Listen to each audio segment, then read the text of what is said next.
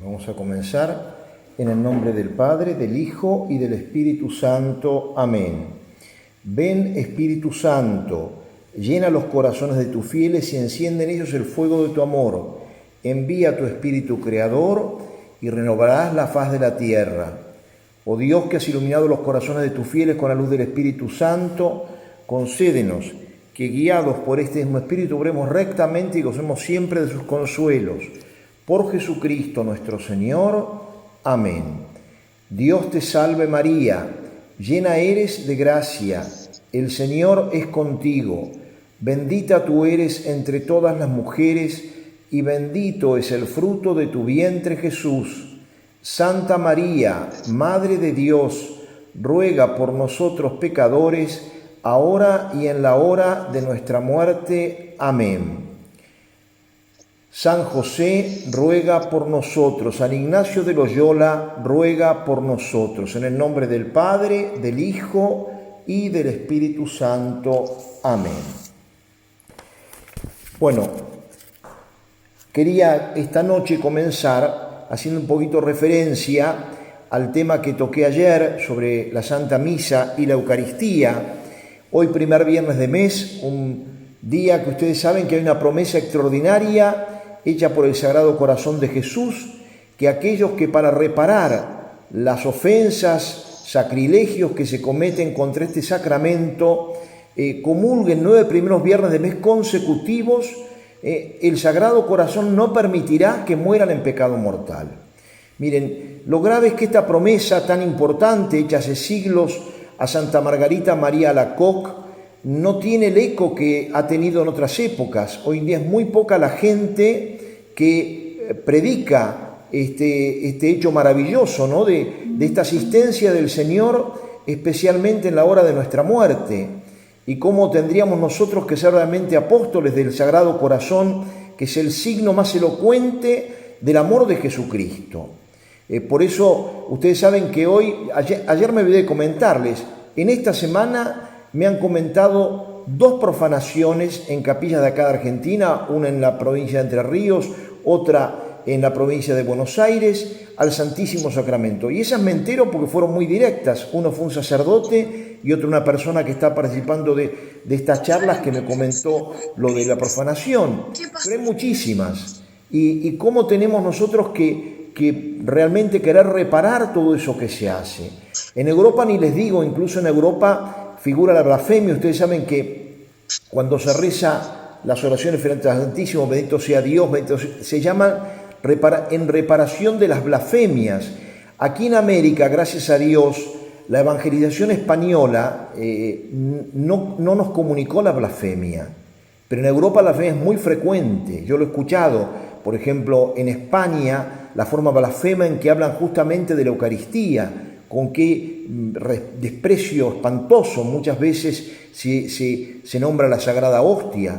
En Italia, por ejemplo, los insultos a María Santísima, blasfemar con el nombre de María, es una cosa realmente tremenda, ¿no? Entonces, ¿cuánto tenemos que pedir a Dios el ser reparadores, el querer reparar tantas ofensas que se cometen contra el Santísimo Sacramento, y querer crecer en la devoción, en el cuidado, en la recepción de ese sacramento tan maravilloso, tan admirable, en el cual el Señor quiso quedarse? Yo les voy a mandar después de esta charla una joya que hace poquito, unos meses, descubrí, que es un libro de San Pedro Julián Eymard, el fundador de la Congregación de los Sacramentinos, que es realmente una maravilla sobre la Sagrada Comunión. No es para que lo lean lo mismo que el diario de Santa Faustina y el mismo librito del Carnaval Antoine, que lo tienen que leer todo. No. Irlo viendo de a poco, pero saber que ahí van a encontrar muchísimo. Sepan superar a veces, como pasa con el libro de San Pedro Julián Eymard, que está escrito quizá en un español al cual no estamos tan habituados, pero lo que dice es una maravilla realmente. Entonces, aprovechémoslo, tratemos de realmente de ir creciendo en el amor a la Eucaristía, de ir valorando realmente lo que el Señor nos quiere dar. En segundo lugar, les quería comentar, mañana en principio yo termino con estas charlas, con este pequeño retiro. Hoy voy a hablar este viernes del amor de Jesús. Justamente el viernes dedicado al Sagrado Corazón me parece importante hablar del amor de Cristo.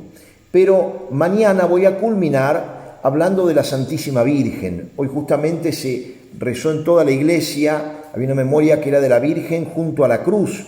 Y nosotros decíamos que estos días de preparación nos sirvían de preparación a la Semana Santa. Y qué mejor que vivir la Semana Santa de manos de María Santísima.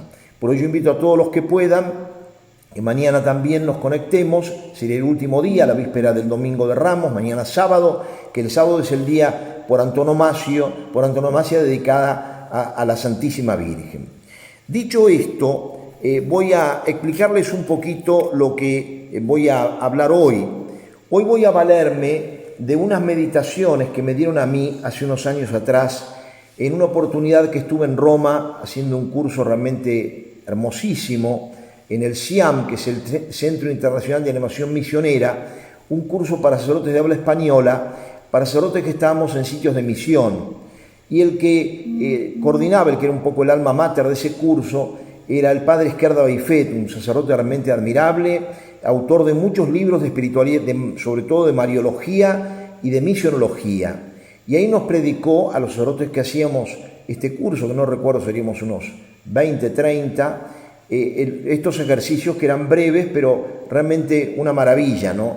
Y a mí me ha parecido muy oportuno, sobre todo ahora mirando ya tan cerca la Semana Santa, el poder darles a ustedes algo de lo que en su momento él nos predicó. Vamos a tomar, les decía recién, les mandé, disculpen muy sobre la hora, un recordatorio de que trajeran algo para anotar, porque les voy a dar varias citas, que si bien es fácil porque están en algunos capítulos, pero igualmente van a ganar mucho tiempo anotándolas. En primer lugar, vamos a tomar del Evangelio de San Juan, de los capítulos 13 al 17, que son justamente los capítulos en los cuales se nos habla del cenáculo, comienza con el lavatorio de pies del Señor, hasta, digamos, la oración sacerdotal de Cristo, hasta la partida hacia el huerto de los olivos. Estos capítulos yo les recomiendo mucho que los lean al año, y lo ideal sería que los pudieran leer esta semana próxima, porque de alguna manera vienen a expresar todo el testamento espiritual de Jesús. Son verdaderamente una maravilla. En esta meditación tenemos que ser finos, dejarnos conquistar por el amor de Dios y pedir la gracia de percibir la hondura de estas palabras. ¿Qué quiero decir? Miren, no es lo mismo oír algo que escucharlo profundamente. ¿Cuántas veces oímos el Evangelio, pero lo escuchamos realmente? Yo digo en ocasiones, ¿no? Si uno a la salida de misa preguntara a la gente de qué trató la primera lectura, de qué trató el Salmo, uno se daría cuenta de que hay mucha gente que no escuchó nada, que escucha mucho más la homilía del sacerdote que la proclamación de la palabra de Dios. Y sin embargo, fíjense, es mucho más importante la proclamación de la palabra de Dios, porque es Dios que habla en ese momento. Por eso los lectores al terminar dicen palabra de Dios, o el sacerdote habló Dios, y no la homilía. La homilía viene a ilustrar algo, pero la homilía no es lo principal. Lo principal es la palabra. Y lo mismo nos puede ocurrir a veces cuando nosotros leemos la Escritura. De pronto la leemos tan superficialmente. San Agustín tiene una expresión muy hermosa, dice: Dios escribió cartas a los hombres, son las sagradas Escrituras. Y yo digo, qué triste que es el destino de las cartas de Dios. Ahora que estamos tan bombardeados por textos, ¿no es cierto? Porque con el WhatsApp y tanta cosa uno recibe permanentemente, no valoramos lo que era antes, pero los que son un poco más grandes recordarán lo que significaba antes recibir una carta, recibir una postal. Seguramente más de uno de ustedes tiene las cartas cuando eran novios o en los primeros tiempos cuando sus hijos viajaban, esas cartas que uno lee y vuelve a leer. Bueno, así tendríamos que ser con la Sagrada Escritura. Son las cartas que Dios me escribe a mí. Y en el capítulo 13 de San Juan, con el cual comienza justamente la hora de Jesús, por así decir, viene esta expresión tan hermosa, Dice: antes de la fiesta de Pascua, sabiendo Jesús que había llegado su hora de pasar de este mundo al Padre, Él, que había amado a los suyos que estaban en el mundo, los amó hasta el fin, los amó hasta el extremo. Esto es en el capítulo de San Juan, capítulo 13, versículo 1. ¿Cuál es el extremo de un amor infinito? Y por eso esta frase es un resumen de toda la vida de Cristo. Él nos amó extremadamente, infinitamente. Yo no sé si les he comentado en estos días el caso de esta mujer, de esta escritora española que se convirtió en Medjugorje, María Vallejo Nájera. Ella tuvo una conversión de estas fulminantes, ¿no? Fue ahí a Medjugorje invitada por unas amigas, pero una mujer frívola, totalmente mundana, digamos, de misa frecuente, pero frecuente porque se lo pedía primero su padre cuando era pequeña y luego su esposo, pero no porque tuviera amor a Dios. Tan es así que ella desconocía, fíjense, que el sagrario era el lugar donde se reservaba la Eucaristía. Ella lo cuenta y dice, parece increíble. Dice, pero yo iba a misa y ni me fijaba qué hacían los sacerdotes con las hostias. Recién ahora me di cuenta dónde se reserva la Eucaristía. Bueno, pero ¿a qué voy con esto? Ella cuando tiene en un momento como que se le viene el cielo encima y experimenta, dice, un amor tremendo. Se sintió tan amada y dice que en ese momento de ella brotó esta palabra: Señor, esto no es justo. Le dijo, porque yo nunca voy a poder amarte como tú me amas. Ella sabía cuánto amaba a su papá, cuánto amaba a su esposo, a sus hijos, que los amaba muchísimo. Pero el amor que ella experimentó por ella fue un amor tan por encima de lo que ella podía amar. Si nosotros supiéramos cuán amados somos, ¿cómo nos caviaría la vida? Si comprendiéramos cuánto nos ama Jesús, ¿cómo estaríamos más junto a Él? ¿Cómo nos dolería ser tan fríos? Si comprendiéramos cuánto nos ama la Santísima Virgen. Ahí justamente en Medjugorje hay una de las videntes que dice que Dios le dijo, si supieras cuánto te amo, llorarías de alegría, verdaderamente. Si comprendiéramos cuánto nos ama María Santísima. Pero más que ella, lógicamente, porque la Virgen no deja de ser una criatura, en cambio Jesús es Dios hecho hombre. Él nos ama con un amor infinito. Es imposible orar bien si uno no está decidido a amar, no está decidido a corresponder ese amor. Fíjense las expresiones que utiliza Jesús. Dice, habla de nosotros diciendo mis hermanos, los tuyos. Si no dice pronombre posesivo, mis amigos, vosotros sois mis amigos. Qué hermoso. ¿Por qué? Porque quiero que no olviden dos cosas fundamentales, que son para que anoten, para que no olviden. La primera, ¿cómo ama Jesús? Primer punto, Jesús ama dándose Él. Nos da cosas, es verdad, pero el amor de Cristo lo más es que se da Él. No es un amor, digamos, de darme algo fuera de Él, principalmente. No. Él me ama dándose. Primera característica del amor de Cristo. Por eso vino al mundo, vino para mí, vino dándose. En segundo lugar, que somos un pedazo de sus entrañas, somos un pedazo de su corazón. Así como muchos de ustedes que tienen hijos y que se aman, ustedes saben cómo a cada persona que aman la llevan en su corazón. Las personas que amamos van con nosotros y por eso repercute tanto en nosotros la pena y la alegría de los que amamos. ¿Cuántas veces estamos felices por una alegría no nuestra, sino de alguien que amamos mucho? Y digo, hoy estoy tan feliz porque esta persona que amo tiene esta alegría. O al contrario, hoy estoy pero desarmado, deshecho. ¿Por qué? Porque está sufriendo tanto tal persona. Yo a veces lo he experimentado, por ejemplo, frente a hechos tanto de enfermedad, la enfermedad de un ser querido, qué dolor, la cárcel de un ser querido, qué dolor, no solamente para el que está, a veces más que para el que está fuera. Y pasa lo mismo con la enfermedad. Entonces no se olviden, primero, el amor de Cristo tiene dos características. Jesús ama dándose Él. Y en segundo lugar, somos un pedazo de su corazón. Yo ocupo un lugar en el corazón de Cristo. No soy uno más, Dios me ama con todo su corazón. Ese corazón es para mí. Por eso a Jesús no se lo puede conocer sin amarlo. Como cuando decimos, yo puedo describir la vida de Cristo, sí. También lo puede hacer una persona que no tiene fe. Un historiador puede relatar la vida de Jesús y con más perfección quizá que una persona, pero no puede saber cómo es. Es como cuando tenemos un amigo, ¿no es verdad? O una amiga. Y decimos a esa persona, yo lo conozco. No estoy queriendo decir, yo sé cómo es la oficina donde trabaja o conozco la habitación en la que vive. No, quizá no. Pero sé cómo es. Le conozco el corazón. Y así tendríamos que tener ese conocimiento de Cristo. Pero para conocer a un amigo hay que frecuentarlo. Nosotros no podemos ser amigos de una persona que no tratamos. No podemos entusiasmarnos con Jesús si no lo hablamos. Por eso la importancia de tener una vida de oración. No alcanza con leer superficialmente. Hay que tener tiempo para estar.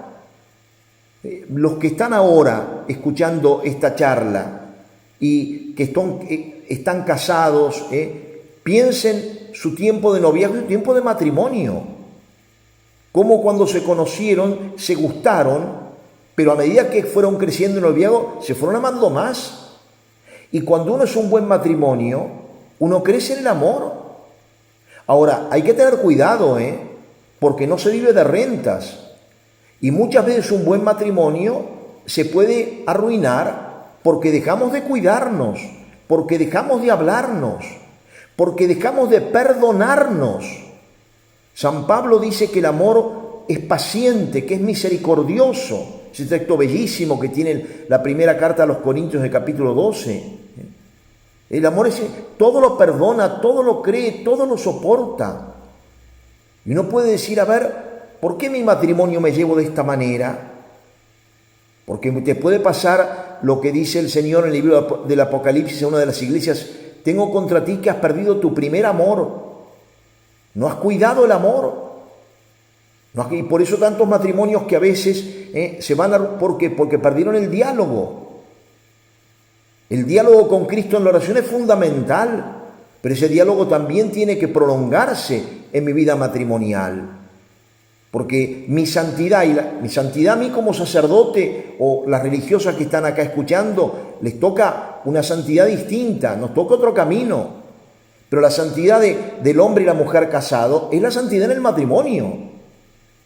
Entonces, ustedes se santifican no viviendo como un sacerdote o como una religiosa, viviendo como esposos. Y se van a santificar mutuamente, perdonándose, amándose. Qué triste que es cuando uno de los dos cierra el corazón. Hoy venía una persona y me pedía, que ya me ha venido a hablar por esa misma, me decía, padre, es una mujer que está tan dura, tan cerrada. Yo pensaba, qué tristeza. Buen matrimonio, cómo tenemos que cuidarlo. Lo mismo la relación con Jesús. Por eso los santos, que Santa Teresa de Jesús decía que es un santo, es un amigo fuerte de Dios, eso es un santo. Y por eso están llenos de misericordia hacia el prójimo, porque empapado de Dios, uno, evidentemente, el que se ha cristificado, Santo Tomás dice una cosa muy hermosa: la amistad a los amigos o los encuentra iguales o los hace iguales. ¿En qué sentido? Ustedes fíjense, yo fuera un hombre muy rico y me hago amigo en serio de una persona pobrísima. Bueno, evidentemente yo no lo voy a dejar viviendo en la pobreza. Lo voy a levantar, lo voy a ayudar, voy a tratar de que tenga una vida digna. Lo mismo hace Dios con nosotros. Jesús, fíjense, ha venido y nosotros que éramos miserables, en el pecado totalmente. Y sin embargo, Él por amor nos ha elevado a sernos sus hijos y nos ha dado una dignidad infinita. Somos hijos de Dios. San Pedro dice, participamos de su naturaleza. Miren qué maravilla, qué cosa hermosa lo que hace la amistad de Cristo. Y por eso la amistad de Cristo los lleva a entregarse no solamente en la cruz, sino en la Eucaristía, a hacerse alimento mío. Este pastor que me guía, que es pastor, que es también oveja que se ofrece por mí y que es pasto para mí, porque se hace alimento mío, a mí que soy su oveja. Qué maravilla realmente cuando uno piensa todo lo que es el amor de Dios. Y por eso cómo tenemos que tratar nosotros de aprovecharlo, de vivirlo de corazón. Primera cita que voy a desarrollar, Juan 14, 22. En este texto dice el Señor en esa noche maravillosa de la última cena: el que me ama será fiel a mi palabra, y mi Padre lo amará, iremos a él y habitaremos en él. Que pocas veces hablamos, como lo hace Jesús, de la inhabitación trinitaria. Qué maravilla pensar que cada uno de nosotros, nuestro templo, nuestro cuerpo es un templo de Dios. Habita Dios en mí. Por eso la sacralidad del cuerpo. Por eso nosotros cuando hablamos de la moda no pensamos únicamente en la ocasión de pecado de que puede ofrecer un vestido. Pensamos que nuestro cuerpo es un templo. Por eso la sepultura cristiana que damos. Ya sabemos cuando fallece una persona que el alma no la habita, ¿no? Pero ese cuerpo ha sido templo. Ahí habitó Dios. Me acuerdo una vez en Roma, en una iglesia de Santa Pudenciana, que ella, su papá, Pudencio, que había sido senador romano, se había convertido a la fe, y ahí había celebrado misa San Pedro. Y en el altar de esa iglesia, dice una tradición muy antigua, que se guardan las maderas de la mesa en la cual celebró Pedro, ¿no? Y uno dice, claro, lo mismo pasa aquí. Yo he ido, por ejemplo, recuerdo en Salta, se conserva, creo que en la catedral o por ahí, en un sillón en el cual se sentó Juan Pablo II cuando vino a la Argentina. Bueno, imaginémonos, uno dice, la figura de Pedro, la figura de Juan Pablo II, otro santo, me parece muy bien. Yo quizá en mi casa, de tener objetos que usaron personas santas, los hubiera apartado y guardado. Pero nosotros somos santos. En nuestro cuerpo habita Dios. Esto que dice Jesús, si alguno me ama, iremos a él y habitaremos en él. Por eso, qué maravilla pensar que el Señor nos acompaña. Nunca estamos solos. Él está conmigo. Jesús utiliza palabras muy fuertes. Él viene como consorte. Por eso, fíjense los términos que utilizamos en la consagración del cáliz. Hablamos de la nueva alianza. Una alianza, lo que se entregan los esposos el día de su matrimonio. ¿Qué es una alianza? Es un compromiso entre amigos. Bueno, el Señor hace una alianza con nosotros, se desposa con nosotros. La palabra consorte, que también se usa menos, pero que equivale a los esposos, son consortes, quiere decir que comparten la suerte, que comparten la vida. Eso es por eso, cuando uno piensa, yo llevo a Dios conmigo, y lo tengo conmigo, ¿cómo tengo que pedirle serenidad para todo momento? Lo de Santa Teresa, nada te turbe, nada te espante, quien a Dios tiene nada le falta, solo Dios basta. Por eso, ¿cómo tenemos que reflexionar en esto? Y cómo tenemos que pedirle al Señor vivir esto, hacer notar a nuestros hijos, a nuestros nietos, la maravilla que ocurre. Miren, Santa Teresa de Jesús escribe su obra más sublime, que es Las Moradas o el Castillo Interior, y lo que ella describe en el fondo es una visión que tuvo de un alma en gracia. Quedó tan maravillada de ver lo que era esa alma, y esa alma es el alma nuestra. En la medida en que estamos en gracia de Dios, Dios brilla en nuestro interior. Es una maravilla. Por eso, ¿cuánto tenemos que pedir al Señor? Señor, que yo te corresponda, que quiera vivir una vida de santidad, porque en mí tú habitas. Tú habitas. Ayúdame a echar de mí, como Cristo echó del templo, todos los mercaderes que están en mí, que no tendrían que estar en mí. Todas aquellas cosas que no son dignas de un hijo de Dios. Entonces, mirar este misterio trinitario, que Dios habita en nosotros. Somos templo, dice San Pablo, somos templo de Dios. ¿Cómo tenemos que respetar esa maravilla de cada uno? Vamos a otra cita ahora. Juan 15:9. Esta cita fíjense, dice así: como el Padre me amó, también yo los he amado a ustedes. Permanezcan en mi amor. Bueno, poca conciencia tomamos de que esto es una declaración de amor de Jesús. Como el Padre me amó, yo los he amado a ustedes. Impresionante, además. Ustedes piensen lo que es el amor del Padre por el amor del Hijo. Un amor absolutamente infinito. Y dice Jesús: de modo semejante yo te amo. Por eso a Santa Ángela de Foligno, en una oportunidad, y piensen que estamos hablando de una gran santa, el Señor le dijo: cuidado, yo no te he amado en broma. ¿Cómo nos tiene que levantar el ánimo esto? Porque muchas veces nosotros, es tan poca la gente que nos ama, la gente que se preocupa por nosotros. Yo pienso muchas veces en Schumacher, este gran corredor de Fórmula 1 que tuvo un accidente y quedó parapléjico. ¿Cuántos serán los amigos que ahora tendrá a su lado? ¿Cuántos lo acompañarán? Seguramente no han de ser muchos. Y es así. La Escritura dice: encontrar un amigo es encontrar un tesoro. Pero el tesoro más grande se encontrará a Jesucristo. Y Él es el amigo que no falla, el que siempre me tiende la mano, el que me da todo, el que muere por mí. Permanezcan en mi amor, dice Jesús. Esto es, caminen, sigan mi camino con toda su exigencia. Jesús no hace rebaja, Jesús no nos trata como tontitos, como diciendo: bueno, seas como seas. No. Cristo, la vez pasada escuchaba un video que varios de ustedes lo han visto y que yo lo he también proyectado en algún retiro, ¿no? De Jean Caviezel, el actor de La Pasión, que es un hombre realmente admirable, que se ha convertido y que es verdaderamente un hombre de Dios, ¿no? Y que lo hizo antes de su conversión, fue anterior a la película.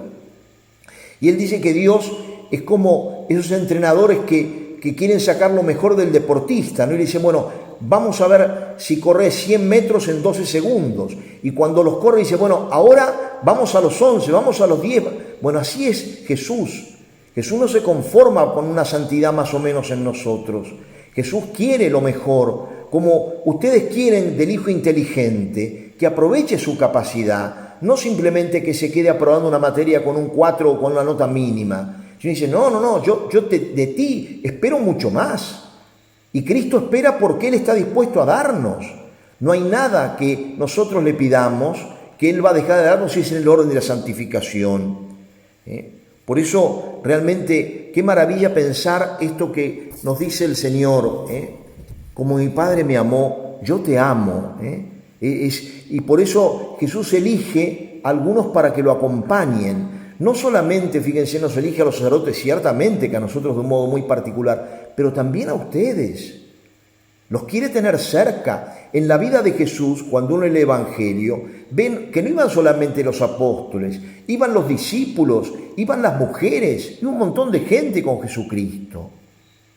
Tercer cita que les menciono: el Padre os ama. Esto está en el capítulo 16, versículo 23.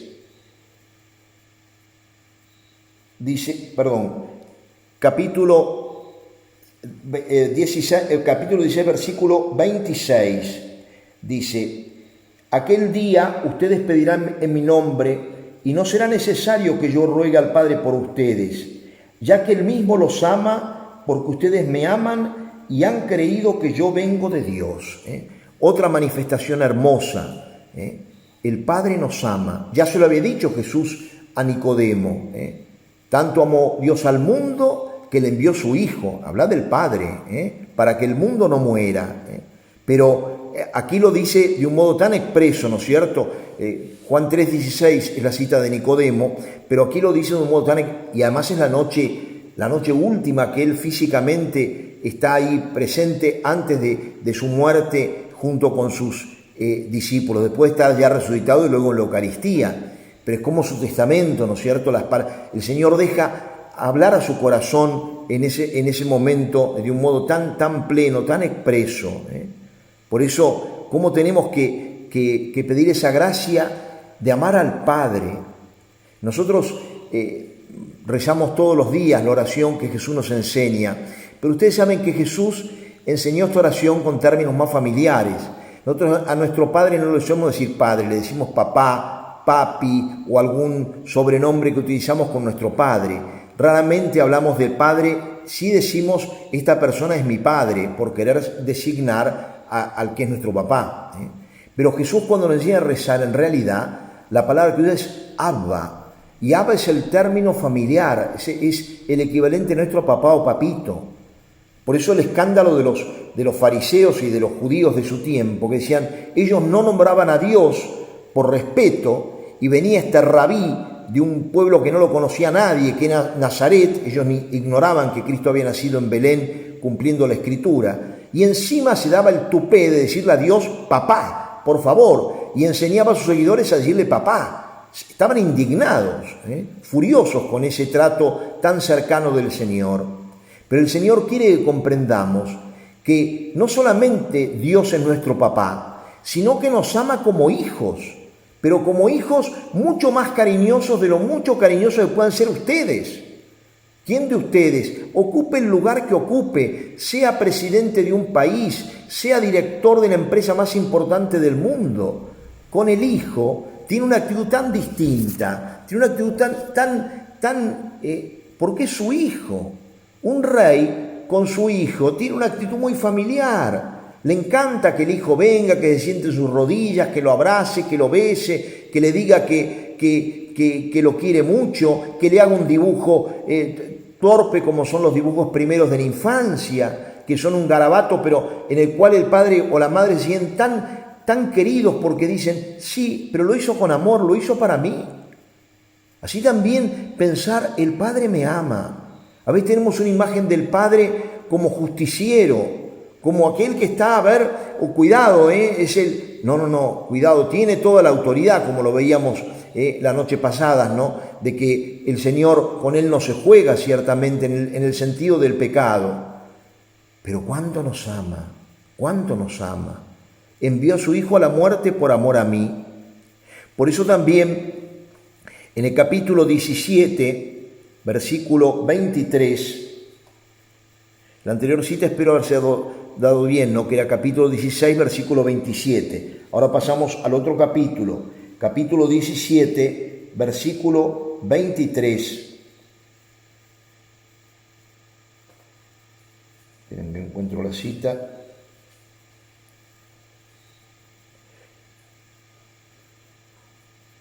Y dice así, que todos sean uno, yo les he dado la gloria que tú me diste para que sean uno, como nosotros somos uno, yo en ellos y tú en mí, para que sean perfectamente uno y el mundo conozca que tú me has enviado y que los has amado a ellos como me amaste a mí.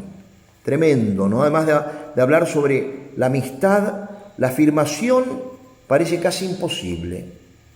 Que el Padre nos ama como ama al Hijo, porque es lo que termina diciendo Jesús en este versículo, que los has amado a ellos como me amaste a mí. Realmente impresionante, ¿no? Que el Señor, como escucharía la tradición, la Escritura no dice nada de la presencia de la Santísima Virgen esa noche, pero ciertamente que la Virgen estaba presente. Era la celebración de la Pascua, que era una fiesta tan familiar. Y si bien el Señor estaba rodeado inmediatamente por sus apóstoles, las piadosas mujeres estaban ahí incluso para atender, para acompañar. La Virgen Jesús no le iba a olvidar en ese momento en Nazaret.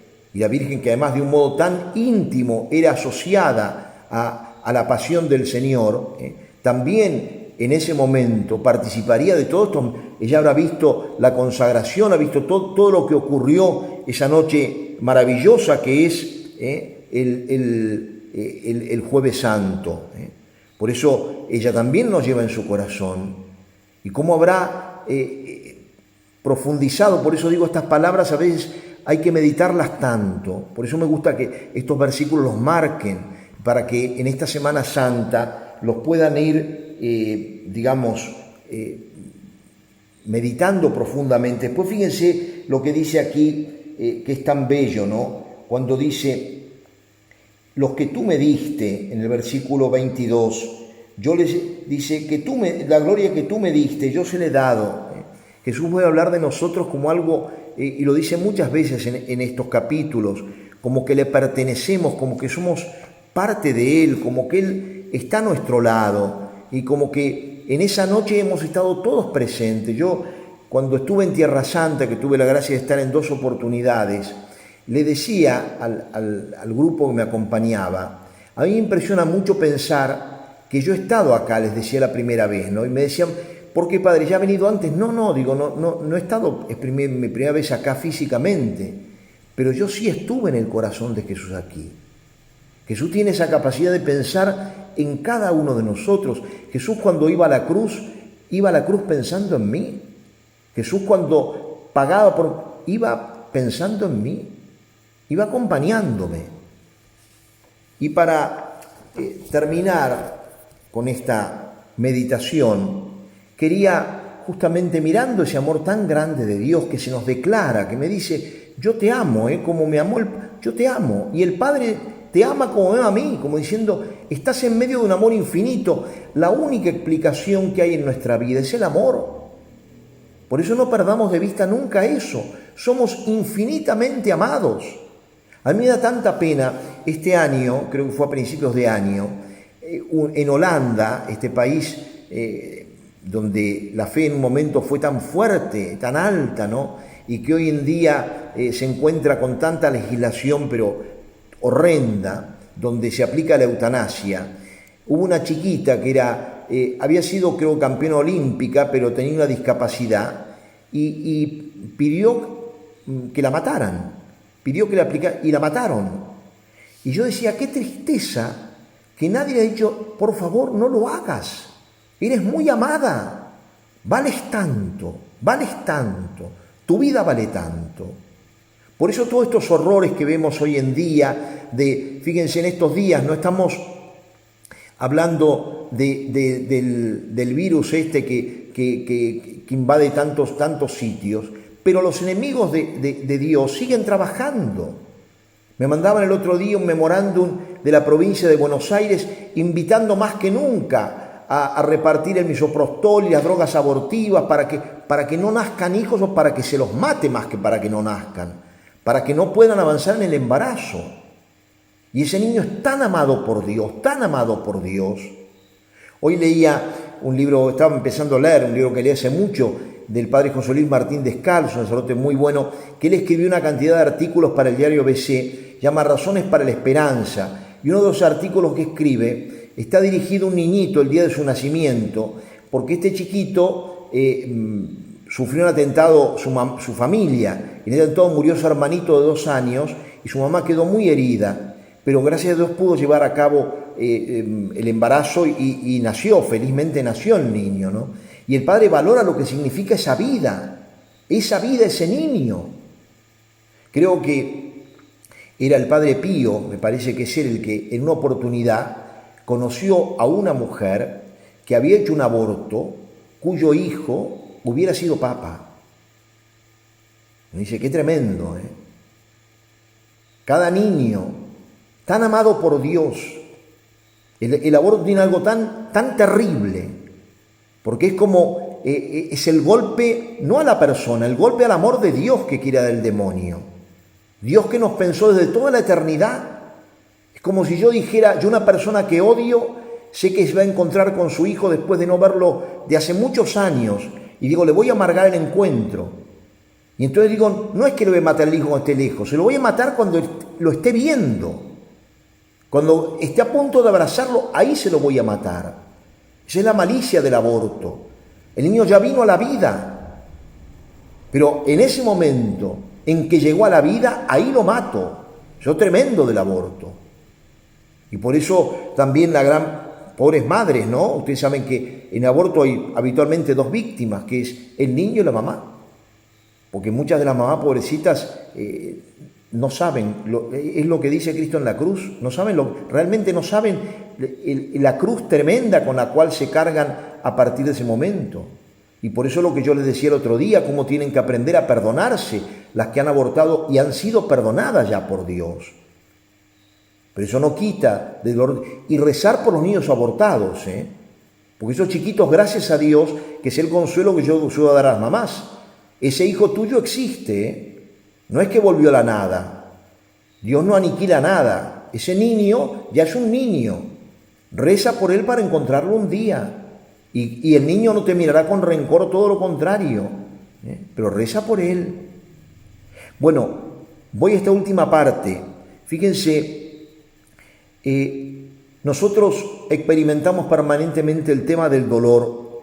Y respecto de este punto, Cristo nos dice cuando sufrimos, y es fruto de su amor, dos cosas. La primera, te acompañaré. Y la segunda, ¿me quieres completar? ¿Quieres ayudarme? En la vida hay dolor. Dolor que proviene de muchas causas. Dolor fruto de nuestros propios pecados. ¿Cuántas veces padecemos por cosas que hemos hecho mal? Y después ese remordimiento, ese dolor. ¿Por qué lo hice? Dolor que no por pecado de otros, padecer calumnias, abandonos, traiciones, enfermedades. ¿Cuántas veces la enfermedad propia o de seres queridos? ¿Cuánto dolor? Muerte. La muerte de personas que amamos. ¿Cuánto nos duele? Y tantos otros problemas económicos de tantas maneras. El Señor nos enseña. Esa es mi cruz. Ahora, ¿cuál es la novedad cristiana de la cruz? Fíjense, no es sufrir, sufrir es de todos, católicos y no católicos. ¿Cuál es la novedad del sufrimiento cristiano? ¿Saben cuál es? Y esto es importante que lo anoten. No es solamente sufrir, sino que el cristiano sufre amando, sufre amando. Eso es cargar la cruz. ¿Y dónde se aprende a llevar la cruz? Meditando cómo la llevó Jesús. Jesús no vino a decir como estas sectas, pare de sufrir. No vino a decir eso. Al contrario, vino a decir, el que quiera ser mi discípulo, tome su cruz de cada día, niéguese a sí mismo, y luego sígame. Hoy en día hay millones de personas que van a sectas que prometen soluciones inmediatas. Cristo no resucitó ni a San José ni a Juan Bautista, a quienes amaba inmensamente. Los evangelios hablan solo de 3 resurrecciones: la hija de Jairo, el hijo de la viuda de Naín y Lázaro. Y en esos 3 casos volvieron a morir posteriormente. Y no es que Cristo amara más a esas personas que a San José, por ejemplo, por favor. Era su papá adoptivo, su papá del corazón. Cristo lo amaba y lo ama infinitamente. Ahora, el Señor viene en este momento de sufrimiento y me dice, te acompaño. ¿Cuándo me dice te acompaño? Miren qué hermoso. Es el momento de la encarnación. Dios vino al mundo y, como dice San Juan en su prólogo, acampó entre nosotros, se quedó con nosotros. Vino a mi vida. Yo no lo tuve que ir a buscar. Él vino a mi encuentro, como fue al encuentro de la samaritana en el pozo de Sicar, como fue al encuentro de Zaqueo en Jericó, como fue al encuentro de los apóstoles en las orillas de Cafarnaúm. Cristo va. El Señor se acerca a mi vida. No tengo que ir a buscarlo. Él viene por mí. Te acompaño. Qué hermoso que es pensar, yo no estoy solo, Por más que nadie me lleve el apunte, yo no soy ignorante no soy ignorado por Dios. Recuerdo, hace muchos años, había encontrado una estampita de un soldado muerto en el campo de batalla y decía, para Dios no hay héroes anónimos.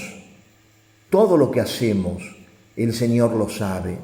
Y por eso Jesús va a decir que ni un vaso de agua que demos por amor de Dios va a quedar sin recompensa. ¡Qué maravilla! Ni un vaso de agua que demos por amor de Dios va a quedar sin recompensa. El cristianismo no enseña como el budismo a ignorar el sufrimiento, a hacer como si no existiera, sino que nos invita a asumir nuestro dolor para unir los sufrimientos de Cristo. Cristo que sufre, miren, en el capítulo 26, versículo 37 de San Mateo, hay una expresión tremenda de Jesús, capítulo 26, versículo 37 de San Mateo. Dice, mi alma está triste hasta la muerte. Lo traduzco, me estoy muriendo de tristeza. A veces pasa esto, que una persona puede morir de tristeza. ¿Cuántas veces cuando alguien es muy mayor y muere de pronto un hijo, decimos, a ver, vamos a ver, ¿cómo le decimos? ¿Por qué? Porque esto no se le puede decir de cualquier modo, se puede morir, sí, verdaderamente. Bueno, el Señor dice, yo me estoy muriendo. ¿Qué contemplaba? Los pecados de la humanidad, del primero al último. Contemplaba toda la porquería que íbamos a cometer. Y contemplaba también nuestra gran indiferencia. Por eso tenemos que tener tiempo para Él. Cuando Él nos invita a acompañarlo, permaneced aquí, vigilado conmigo. En Mateo 26:40 hay una expresión que explica mucho de lo que vivieron los apóstoles antes de la cruz de Cristo. En esas horas se durmieron, se quedaron dormidos. Hay debilidades que se pagan muy caras. Recordarán cuando Cristo venía hablándoles de lo que iba a padecer en Jerusalén y cuenta el Evangelio que ellos iban discutiendo quién era el más grande, quién era el más grande. Y cuando Jesús les dice, por favor, ni siquiera dice recen conmigo, velen conmigo, que es lo que Jesús le va a reclamar a Pedro. Pedro, ni una hora has podido estar conmigo, ni una hora. Y es lo que también yo, de alguna manera, haciéndome eco, como sacerdote de la voz de Cristo, les digo a ustedes, tengan una hora para Él en la semana, acompáñenlo en el sagrario, en el Santísimo Sacramento, acompáñenlo en la adoración eucarística. Qué triste que es que no tengamos una hora para el Señor. Después pagamos cara nuestras debilidades. Después nos venimos abajo cuando nos vienen los problemas. Porque lo hemos dejado solo. Es como que yo necesito ese contacto con el Señor. Esa gracia del Señor que se vuelca en mí. Por eso el Señor me dice, ¿me quieres completar? Lo que San Pablo va a decir, ¿no? Yo completo en mi cuerpo lo que falta a los sufrimientos de Cristo. No es que falte nada, que yo pide mi cuota. Él me dice, pon algo. Siempre el Señor pone la gran mayoría y Él hace el resto. Miren, cuando va a derrotar a Goliat, quiso valerse de David y de unas pocas piedras, con una sola piedra. Ciertamente, cuando multiplicó los panes, pidió lo que había. ¿Qué había? 5 panes y 2 pescados, tráiganlos. En Caná hizo llenar de agua las tinajas. Todos estos milagros puede haber hecho sin necesidad de que aportáramos nada. No, Dios quiere que pongamos nuestra cuota, también en la cruz.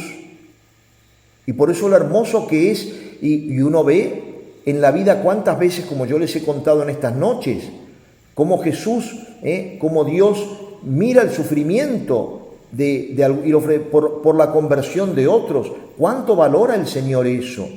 Qué distinto que es decir, yo estoy en cama y bueno, tengo que aguantar hasta que pueda salir, o ahora que estamos encerrados, bueno, me lo aguanto, que decir, Señor, te lo ofrezco, pero si te lo ofrezco para completar tu dolor, lo ofrezco, lo tengo que ofrecer. No puede ser que todo el día mal humor, renegando porque en la casa no puedo salir, o porque los chicos hacen ruido, o porque no... No, eso no es ofrecer. Ofrecer es darlo, y darlo con paz, y darlo con conciencia. Cuando Maximiliano Kolbe ofrecía su vida en lugar de la de el polaco que había sido elegido para morir en el búnker de la muerte, no lo hizo para renegar, no, lo hizo con profundo espíritu de fe.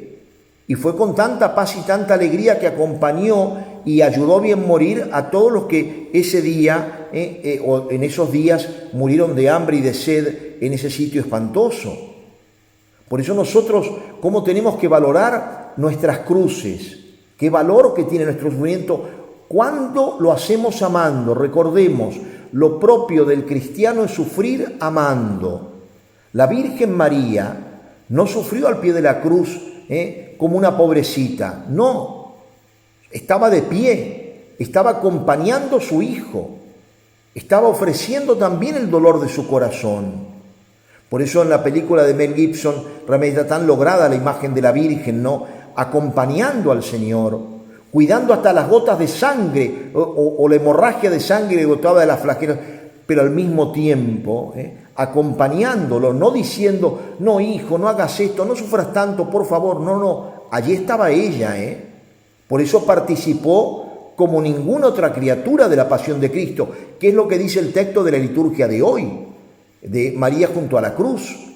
Ninguna, por eso tantos santos, padres de la iglesia y documentos de la iglesia hablan de esa corredención, no en el sentido, nuestro único redentor bien lo sabemos que es Jesucristo, no hay otro, pero Él quiso a alguien ponerlo junto a sí de un modo particularísimo, y ese alguien fue su madre, que nos dio a luz al pie de la cruz, como lo veremos mañana.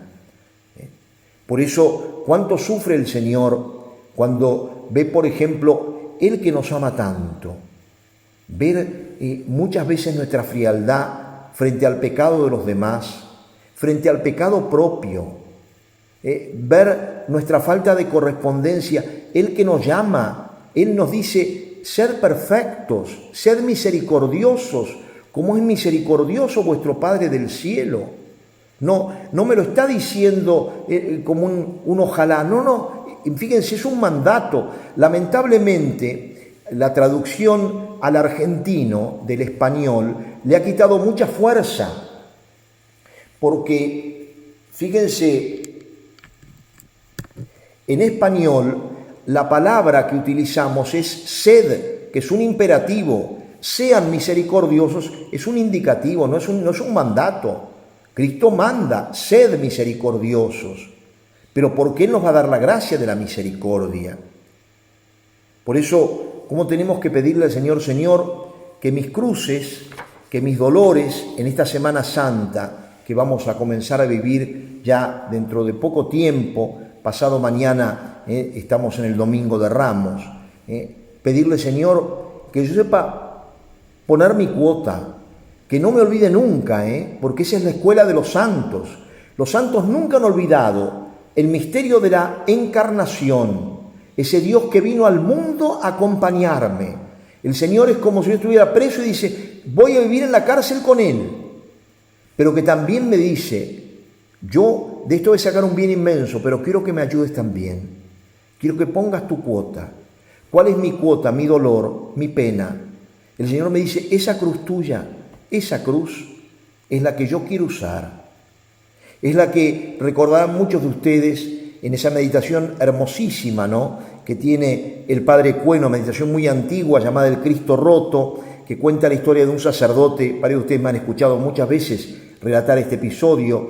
Sacerdote que buscaba una imagen de Cristo bello, español, iba en Andalucía, que esos Cristos bellísimos, y no encuentra un Cristo bello, encuentra un Cristo que había sido profanado en la guerra civil, tenía cabeza pero le faltaba el rostro, le faltaba la mano derecha, le faltaba una pierna y le faltaba la cruz. Y el Padre Cue va haciendo una meditación, como un diálogo que tiene ese sacerdote con ese Cristo que ha sido profanado, que ha sido astillado.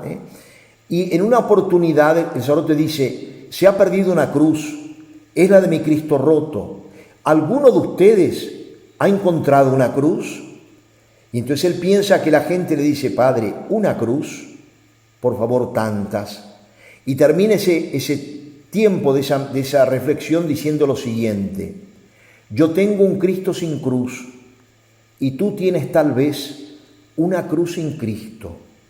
Mi Cristo no descansa porque le falta la cruz y tú no descansas porque te falta Cristo. ¿Por qué no le das tu cruz a mi Cristo? Por eso pidamos esta noche, Señor, que te dé mi cruz. Señor, que te la dé con amor, como tú diste por mí tu cuerpo con amor, como tú fuiste capaz de ir a la cruz con amor, sabiendo que era por mí, y lo hiciste con tanto amor, como el padre que de pronto tiene que dar un riñón para el hijo y va con tanto amor, porque dice, es la vida de mi hijo, mucho más fue tu amor por mí, Señor. Señor, que aprenda verdaderamente a valorar el amor tuyo, que aprenda de ti a sufrir amando, a que esas cruces mías de todos los días, porque tú lo has dicho, el que quiera ser mi discípulo, que tome su cruz de cada día. No hay día que no tenga cruz. Será más pequeña, más grande, pero todos los días puedo ofrecértela, Señor, con amor. Dame la gracia de ofrecerte mi cruz.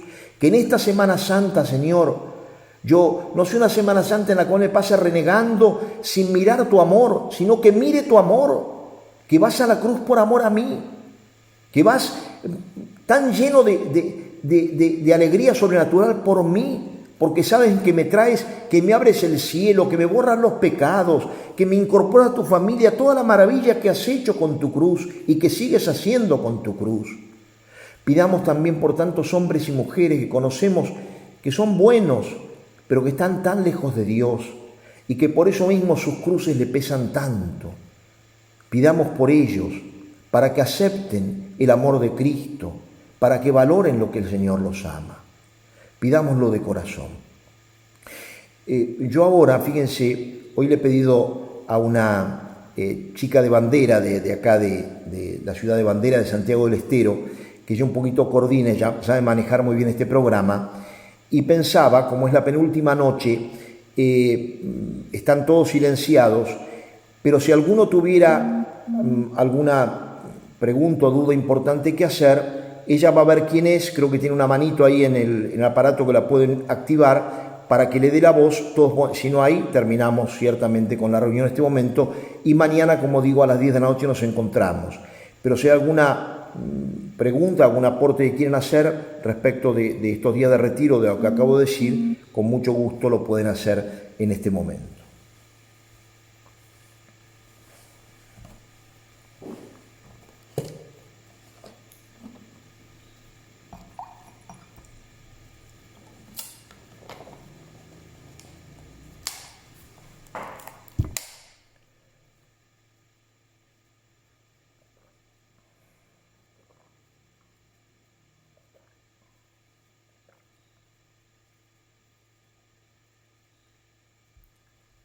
Muy bien. Bueno, entonces vamos a terminar, les voy a dar la bendición. Que la bendición de Dios Todopoderoso, Padre, Hijo y Espíritu Santo, descienda sobre vosotros y permanezca para siempre. Será, si Dios quiere, hasta mañana. Que Dios los bendiga a todos.